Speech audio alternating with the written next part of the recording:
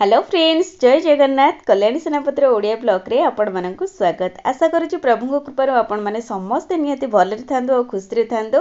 तो चलंतु friends, start करबा आज रे गोटे फ्रेश ब्लॉग। आ आज वीडियोटी बहुत ही स्पेशल होबार अछि, काहेकि वीडियोटी बहुत यूनिक अछि। आम मान घर को प्रायतः जमती मूषा मैंने आसी था आमर विभिन्न प्रकार जिनस को नष्ट कर खाइबा जिनस पाखर आरंभ कर कपड़ा पत्र कतरू एमती कि पिला मानकर बही पत्र तो से आज न मारिक केमती यह सब जिनस ठारू दूरे रखा सेमती किसी नुआ नुआ टिप्स और ट्रिक्स अच्छी आज वीडियो माध्यम रे। तो चलते फ्रेंड्स आ लेट करवानी सेमती सुंदर सुंदर टिप्स सहित देखी नवा यही सुंदर वीडियोटी को।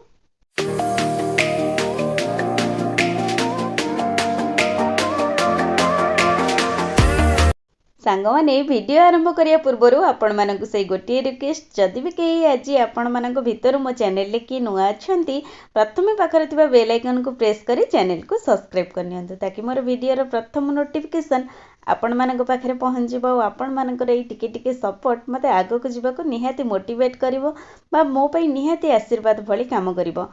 तेबे चलंतु फ्रेंड्स जानवा हमर प्रथम टिप्स आज कौन अच्छी।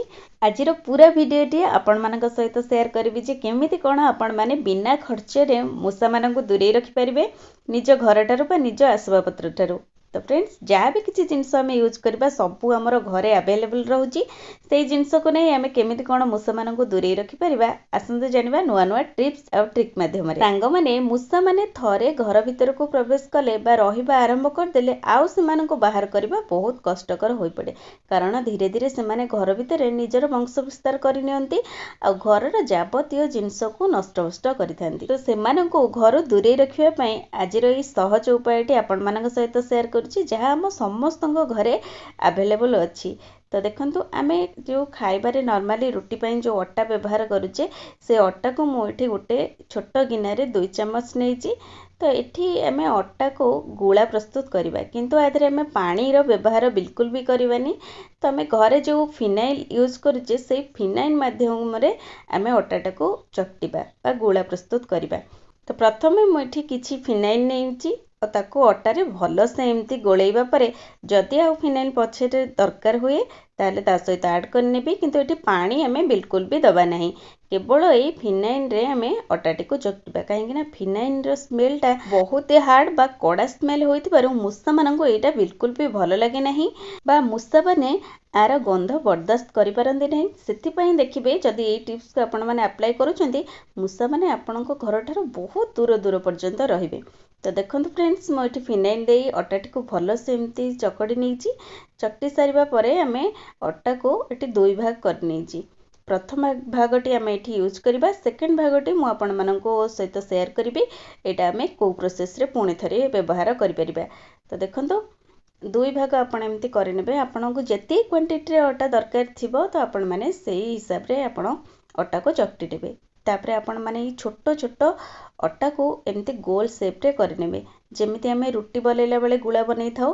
तो सेही टाइप रो एठी किंतु छोट छोट आपण माने एमती कर नेबे। सबु अटा को एमती छोट छोट भाव रे गोला बनै करी जदि आपण मानक पाखरे प्लास्टिक किछि खली पत्र अछि तो ता भितरे 2-3टी गुला लेखा, नचे जदि आपण पाखरे पत्र नै आपण माने एमती गोटे पेपर साहाय्य रे मध्य 2-3टी लेखा गुला करी जो जगह रे आपण मानकर मूषा माने आसुचंती घर को सेही बाटम पाखरे आपण माने एमती देई परिबे।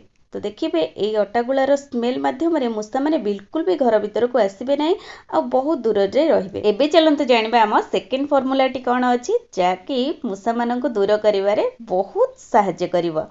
सांग माने आमे माने मार्केट रो एभली गंध कपर आनी थाउ, जेमती कि आम कबर्ड हैला किंबा गडरेज हैला कोनोसी लुगापटा जदि हमर एमती रहि जाईची तो किछि गोटे बैड स्मेल बारे आमे साधारणतः ए कपूरटी को सेठी व्यवहार करि थाउ, जाफल कि कपूरटी रखिबा फल आम लुगापटार किसी भी बैड स्मेल आसेनी बा जेकोसी पिंपुड़ी बा रुखिया जमती आम कपड़ा पत्र को काटी दियंती से सबुर भय मध्य दूर हो जाए।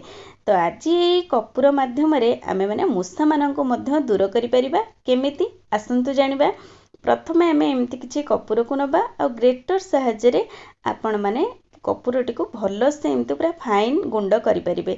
नचेत आप मन जदि कुटिकरी गुंड करबा को चाहुचंती मध्य एमती 2-3टी कपूर को नै एका सहित कुटिकरी आर जोटे चूना प्रस्तुत करि परिबे। କିନ୍ତୁ ଛେଚା ଅପେକ୍ଷା ଆପଣମାନେ ଯଦି ଗ୍ରେଟର ସାହାଯ୍ୟରେ ଏମିତି କପୁରଟିକୁ ଚୂନା କରୁଛନ୍ତି ତ ବହୁତ ସହଜରେ ଆଉ କମ୍ ସମୟ ମଧ୍ୟରେ ଆପଣମାନେ ଚୂନା କରିପାରିବେ। ଦେଖନ୍ତୁ ମୋର ଏଠି ଚୂନା ପ୍ରସ୍ତୁତ ହେଇଯାଇଛି।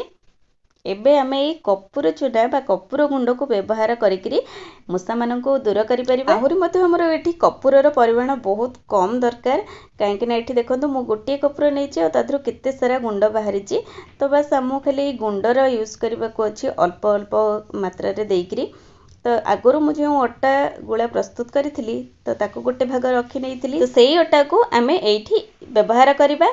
ତ ସାଙ୍ଗମାନେ ଏଇ ଟିପ୍ସଟି ଆପଣମାନେ ନିହାତି ଆପ୍ଲାଏ କରନ୍ତୁ। ଦେଖିବେ ଯଦି ଆପଣମାନଙ୍କ ଘରେ ବହୁତ ସାରା ମୂଷା ଆସୁଛନ୍ତି ଆଉ ବିଲକୁଲ ବି ଆପଣମାନଙ୍କ ଘର ପାଖକୁ ମୂଷା ଆସିବ ନାହିଁ, ବହୁତ ଦୂରରେ ରହିବେ, କାହିଁକି ନା ଏଇ ସ୍ମେଲଟା ତାଙ୍କୁ ଏତେ ଖରାପ ଲାଗିବ। ତ ଏଠି ଦେଖନ୍ତୁ ଆମେ ଯେଉଁ କପୁରକୁ ଚୂନା କରି ନେଇଥିଲେ ତା ସହିତ ଏଠି କୋଲଗେଟ୍ ମିଶେଇଛି। ଆପଣମାନଙ୍କ ପାଖରେ ଯେକୌଣସି ପେଷ୍ଟ ଅଛି ଆପଣମାନେ ମଧ୍ୟ ତାର ୟୁଜ୍ କରିପାରିବେ। ଏଠି ଆମକୁ ଭଲସେ ସେଇ କୋଲଗେଟ୍କୁ ଦେଇକିରି କପୁର ଗୁଣ୍ଡ ସହିତ ଏମିତି ମିଶେଇବାର ଅଛି। ସବୁ ଗୁଣ୍ଡ ସହିତ ଆମର କୋଲଗେଟ୍ଟି ମିଶିଯିବା ପରେ ଆମେ ଆଗରୁ ରଖିଥିବା ଅଟା ଗୁଳା ମଧ୍ୟରେ ଏଇ କୋଲଗେଟ୍ ଆଉ କପୁର ଗୁଣ୍ଡକୁ ଭରିକିରି ତା ଭିତରେ ଏମିତି ଛୋଟ ଛୋଟ ଗୁଳା ବନେଇଦେବା। ଆଉ ଏଇ ଗୁଳାକୁ ଆମେ ଯେକୌଣସି ଗୋଟେ ପ୍ଲେଟ୍ରେ ହଉ ବା ଯେକୌଣସି ଠୁଙ୍ଗାରେ ହଉ ଏମିତି ଗୋଟେ ଗୋଟେ ଘର ବାହାରେ ଦେଇଦେବା, ଯାହାଫଳରେ କି ଦେଖିବେ ଯେତେବେଳେ ମୂଷାମାନେ ଆସି ଖାଇବେ ୟା ଗନ୍ଧଟା ସେମାନଙ୍କୁ ଏତେ ରିଆକ୍ଟ କରିବ ଯେ ସେମାନେ ଆଉ ଘର ଭିତରକୁ ବିଲକୁଲ ବି ଆସିବେ ନାହିଁ, ବା ୟାର ଗନ୍ଧ ଫଳରେ ଘରର ଆଖପାଖକୁ ମଧ୍ୟ ଦେଖାଯିବେ ନାହିଁ ବା ଆସିବେ ନାହିଁ। ଆମେମାନେ ସମସ୍ତେ ତ ଏଇଭଳି ଗନ୍ଧ କପୁରର ସ୍ମେଲ୍ ବିଷୟରେ ନିହାତି ଜାଣିଛେ। ତ ଆଜି ଆର ଗୋଟେ ନୂଆ ଟ୍ରିକ୍ ଆପଣମାନେ ଜାଣିଲେ। ତ ନିହାତି ଆପଣମାନେ ଥରେ ଏ ପ୍ରୋସେସକୁ ଟ୍ରାଏ କରନ୍ତୁ। ଦେଖିବେ ଖାଲି ଗୁଳାକୁ ଆପଣମାନେ ବାହାରେ ନୁହେଁ ଘର ଭିତରେ ବି ମଧ୍ୟ ରଖନ୍ତୁ, ଯାହାଫଳରେ କି ଘର ଭିତରେ ଯଦି କିଛି ମୂଷାମାନେ ଥିବେ ତ ସେମାନେ ମଧ୍ୟ ୟାର ସ୍ମେଲରେ ବରଦାସ୍ତ କରିପାରିବେନି, ବାହାରକୁ ପଳେଇବେ। ତ ଏଇ ଫର୍ମୁଲାକୁ ଆମକୁ ରାତିରେ ଆପ୍ଲାଏ କରିବାର ଅଛି, କାହିଁକି ନା ମୂଷାମାନେ ପ୍ରାୟତଃ ରାତି ସମୟରେ ହିଁ ଆମର ବେସିନ୍ ପାଇପ୍ ହେଲା କିମ୍ବା ଆମର ଗ୍ୟାସ୍ ସିଲିଣ୍ଡର ହେଲା ଏଇସବୁ ପାଇପ୍ ସାହାଯ୍ୟରେ ଘର ଭିତରକୁ ଆସିଥାନ୍ତି। ବାସ୍ ଆମକୁ ଏଇ ଗୁଳାକୁ ସେଇଠି ରଖିଦେବାର ଅଛି। ଆଉ ଦେଖିବେ ଏଇ ପ୍ରୋସେସକୁ ଆପଣମାନେ ସପ୍ତାହରେ 2 ରୁ 3 ଥର ନିହାତି ଟ୍ରାଏ କରନ୍ତୁ। ଦେଖିବେ ଆପଣମାନଙ୍କ ଘରକୁ ଯଦି ମୂଷାମାନେ ଆସୁଛନ୍ତି ତ କେତେ ଆପଣମାନେ ମୂଷାମାନଙ୍କୁ ଘରଠାରୁ ଦୂରେଇକି ରଖିପାରୁଛନ୍ତି। ନିହାତି ଏ ଟିପ୍ସଟି ଆପଣମାନଙ୍କର କାମ କରିବ ସାଙ୍ଗମାନେ। ଆହୁରି ମଧ୍ୟ ଆମେ କପୁର ଗୁଣ୍ଡ ସହିତ କିଛି ବି ଜିନିଷ ଆଡ୍ ନ କରି କେମିତି ମୂଷାମାନଙ୍କୁ ଘରୁ ଦୂର କରିପାରିବା, ଆସନ୍ତୁ ଜାଣିବା ଆଉ ଏକ ସୁନ୍ଦର ଟିପ୍ସ ବିଷୟରେ। ତ ଏମିତି କିଛି କପୁରକୁ ଏମିତି ଗୁଣ୍ଡ କରିନେବା ବା ପାଉଡର କରିନେବା। ତ ଏହାର ପାଉଡର ବି ମାର୍କେଟରେ ଆଭେଲେବୁଲ୍ ମିଳୁଛି, ଆପଣମାନେ ଚାହିଁଲେ କିଣିକିରି ଷ୍ଟୋର କରିପାରିବେ। ତ ସେଇ ଗୁଣ୍ଡ ସହିତ ଆମକୁ କିଛି କରିବାର ନାହିଁ, ଖାଲି ନର୍ମାଲି ପାଣି ଆଡ୍ କରିବାର ଅଛି। ଆଉ ଯେତେବେଳେ ପର୍ଯ୍ୟନ୍ତ ଆମର ପାଣିରେ କପୁର ଗୁଣ୍ଡଟି ଭଲସେ ମେଲ୍ଟ ନ ହେଇଛି ଆମକୁ ସେ ପର୍ଯ୍ୟନ୍ତ ଟିକେ ୱେଟ୍ କରିବାର ଅଛି। ଆଉ ଯେତେବେଳେ ଆପଣମାନେ ଦେଖିବେ ଏଇ କପୁର ଗୁଣ୍ଡ ସହିତ ପାଣିଟି ଆପଣମାନଙ୍କର ପୁରା ମିଶି ଯାଇଛି ବା କପୁର ଗୁଣ୍ଡଟି ପୁରା ମେଲ୍ଟ ହେଇଯାଇଛି, ଆପଣମାନେ ୟାକୁ ଯେକୌଣସି ଗୋଟେ ସ୍ପ୍ରେ ବଟଲକୁ କାଢ଼ିକିରି ୟାର ୟୁଜ୍ କରିପାରିବେ। କେଉଁଠି ଯେଉଁଠିକି ଆମ ଘରମାନଙ୍କୁ ମୂଷା ଆସୁଛନ୍ତି, ଯେମିତିକି ଆମର ଫ୍ରଣ୍ଟ ଡୋରରେ କିମ୍ବା ଆମର ବେସିନ୍ ତଳେ କିମ୍ବା କିଚେନର ସିଲିଣ୍ଡର ଗ୍ୟାସ୍ ସିଲିଣ୍ଡର ତଳେ ହଉ ବା ଆମର କବୋର୍ଡ଼ ପଛରେ ହଉ, ତ ଆପଣମାନେ ଦେଖିବେ ରାତିରେ ଏଇ ପ୍ରୋସେସଟାକୁ ଆପଣମାନେ ଆପ୍ଲାଏ କରନ୍ତୁ।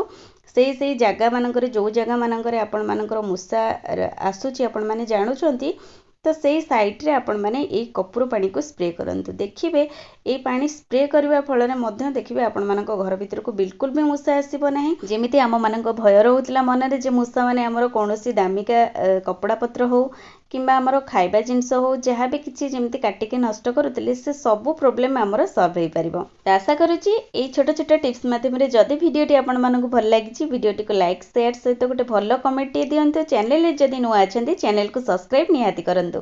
ଆପଣମାନଙ୍କର ବହୁମୂଲ୍ୟ ସମୟ ଦେଇ ଭିଡ଼ିଓଟିକୁ ଫାଷ୍ଟରୁ ଲାଷ୍ଟ ପର୍ଯ୍ୟନ୍ତ ଦେଖିଥିବାରୁ ଆପଣମାନଙ୍କୁ ମଧ୍ୟ ଅଶେଷ ଅଶେଷ ଧନ୍ୟବାଦ। ପୁଣି ଦେଖା ହେବ କିଛି ନୂଆ ନୂଆ ଟିପ୍ସ ସହିତ ନେକ୍ସଟ ଭିଡ଼ିଓରେ। ରହୁଛି, ବାଏ।